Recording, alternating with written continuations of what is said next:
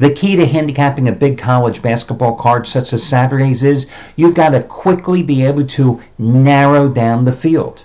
Listen, if you don't know something about a particular team or a particular conference at this stage of the season, what are you doing looking at that team or conference anyway? I mean, it's March. The season started in November.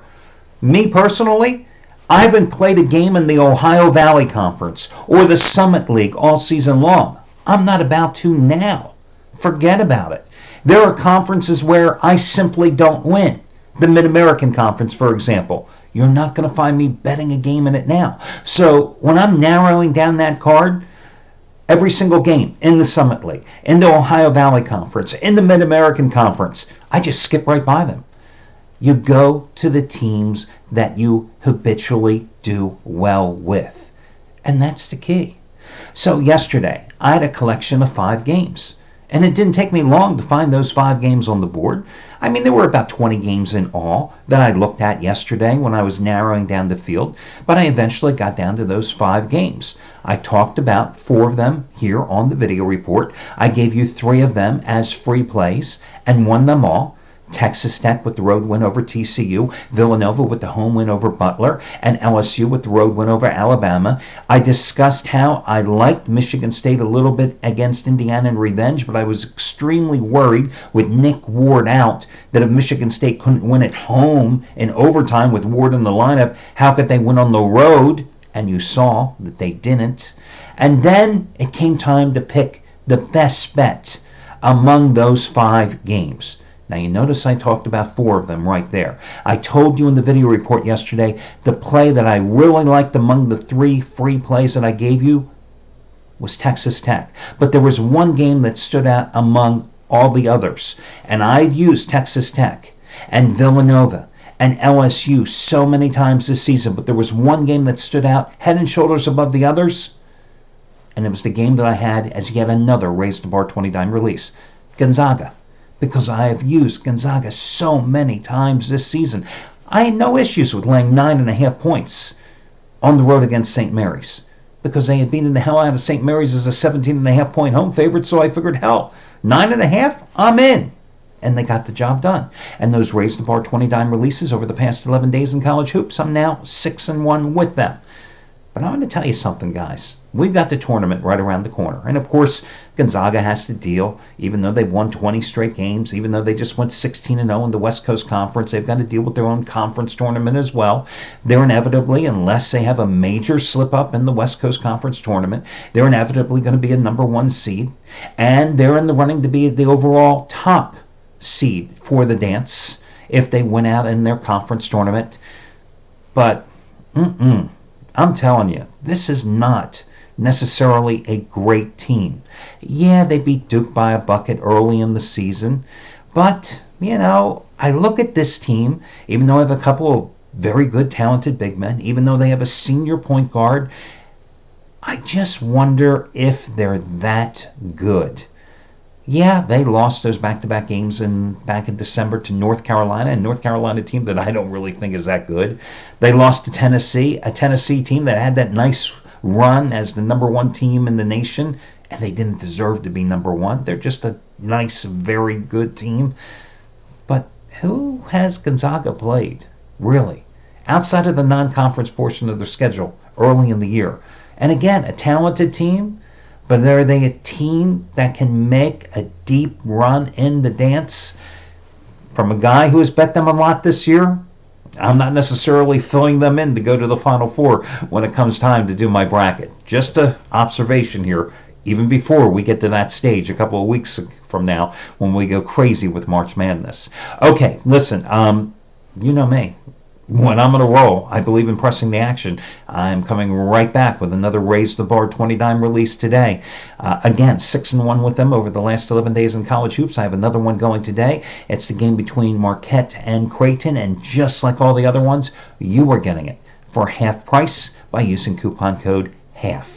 All your other discounts and promos are over on the homepage. So coming off that 3-0 sweep yesterday, which was about damn time because the complimentary plays earlier in this week absolutely sucked. And as I tell you, I take great pride in winning these complimentary plays. First game I want to take a look at is Washington and Stanford. So the Huskies were rolling along. They had won 15 out of 16. They go to Berkeley on Saturday night, and they are taking on a California team that had lost 16 straight games. So naturally, California wins the game 76-72. And you go, what the hell happened?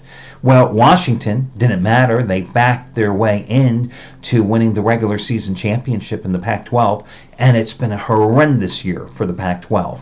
I mean, just a horrendous year. Other than Washington, nobody else has done anything in that damn conference. So, you're looking at Washington today, and now they're at Stanford, a team that they beat comfortably at home earlier this season.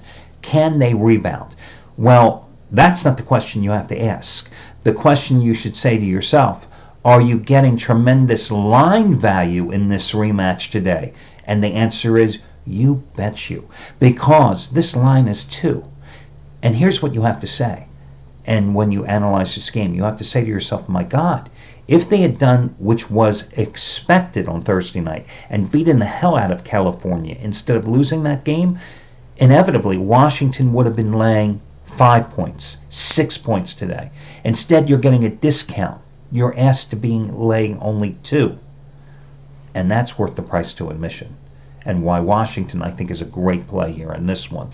Listen, it was an uncharacteristic game against California.